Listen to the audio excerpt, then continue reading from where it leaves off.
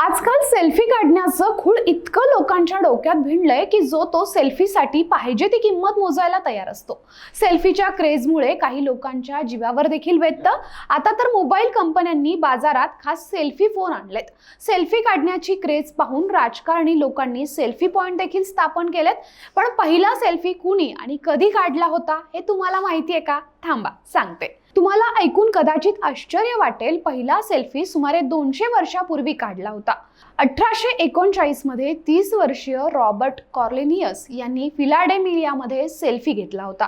Robert यांनी वडिलांच्या दुकानाच्या मागे कॅमेरा लावला, त्यानंतर त्यांनी लेन्स कॅप काढली, फ्रेम समोर 5 मिनिटे उभे राहिला आणि लेन्सची कॅप परत लावली।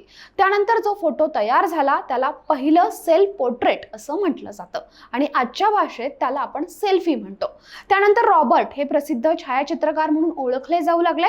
काही तज्ञांच्या मते रॉबर्ट यांना त्यांचा पहिला सेल्फी घेण्यासाठी 3 मिनिटं लागली। हा फोटो काढल्यानंतर त्यांनी द फर्स्ट असं लिहिलं होतं। मग काय ही माहिती तुम्हाला कशी वाटली कमेंट करून नक्की सांगा।